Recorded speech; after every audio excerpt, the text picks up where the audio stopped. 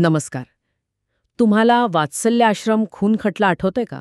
तो खूप गाजला होता. हो, नक्कीच. आज आपण त्या प्रकरणाच्या कोर्टातल्या शेवटच्या म्हणजे अगदी नाट्यमय क्षणांवर बोलणार आहोत.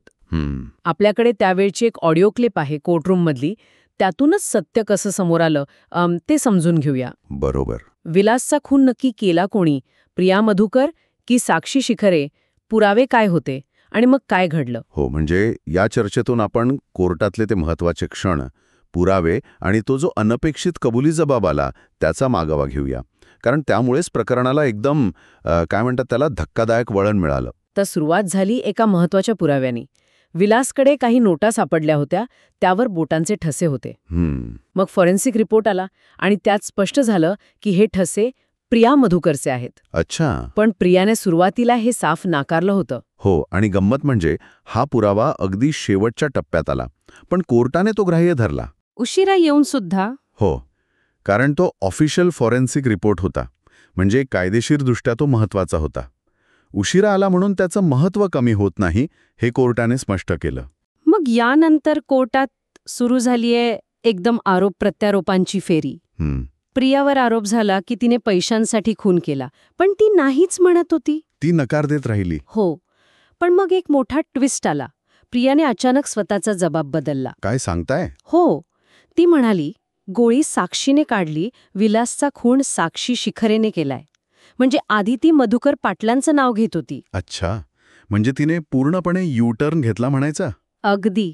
खरं तर कायद्यामध्ये जबाब बदलायला परवानगी आहे, असं नाही की बदलताच येत नाही. हो का? हो, पण मग प्रश्न येतो की कोर्टाने कोणता जबाब खरा मानायचा, हे एक आव्हान असतं. बरोबर. इथे असं दिसतंय की प्रियाने कदाचित शिक्षेच्या भीतीने किंवा आता खरं बोलण्याशिवाय पर्याय नाही हे बघून जबाब बदलला असावा.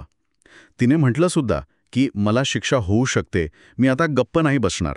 पण मग कोर्ट अशा बदललेल्या साक्षीवर कितपत विश्वास ठेवतं? ते अनेक गोष्टींवर अवलंबून असतं. म्हणजे साक्षीदाराची देहबोली कशी आहे, इतर पुरावे काय सांगतात, एकूण परिस्थिती काय आहे. अच्छा. इथे एक महत्वाची गोष्ट म्हणजे मधुकर पाटलांनी सुरुवातीपासून जो जबाब दिला होता ना, तो प्रियाच्या ह्या नवीन जबाबाशी जुळत होता. हो.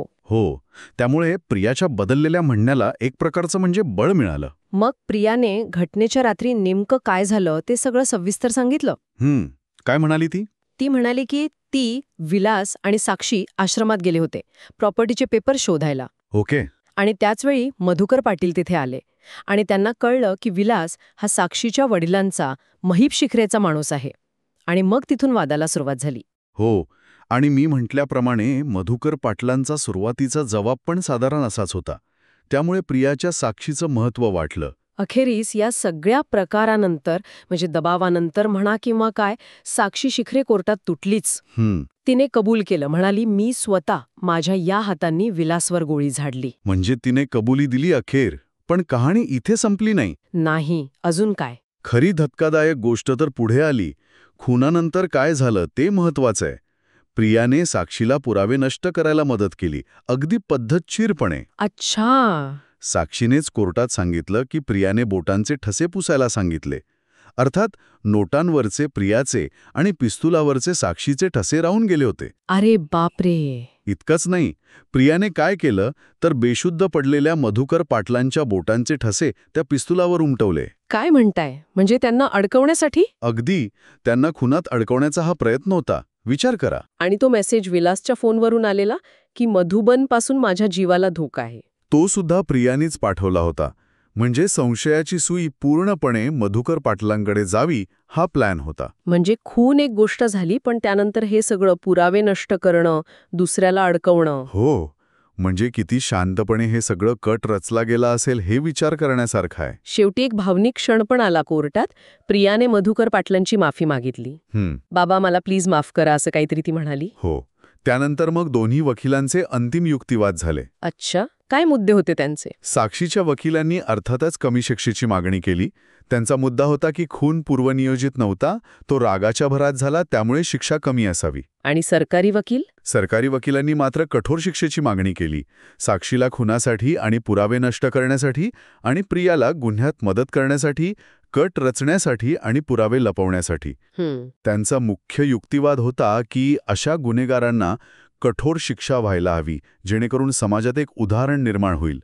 म्हणजे भविष्यात कोणी असं काही करायला धजावणार नाही. त्याला कायद्याच्या भाषेत डिटेरंट पनिशमेंट म्हणतात. प्रतिबंधात्मक शिक्षा. बरोबर. अगदी. तर ह्या सगळ्या नाट्यमय घडामोडीनंतर अखेर सत्य बाहेर आलं. साक्षीने खून केला आणि प्रियाने तो लपवायला मदत केली. हो, सत्य तर समोर आलं, पण एक प्रश्न मनात राहतोच. कोणता? इतका मोठा गुन्हा लपवणं, एका निरपराध माणसाला त्यात अडकवण्याचा प्रयत्न करणं, ह्या सगळ्यामागे त्या दोघींची नेमकी मानसिक स्थिती काय असेल?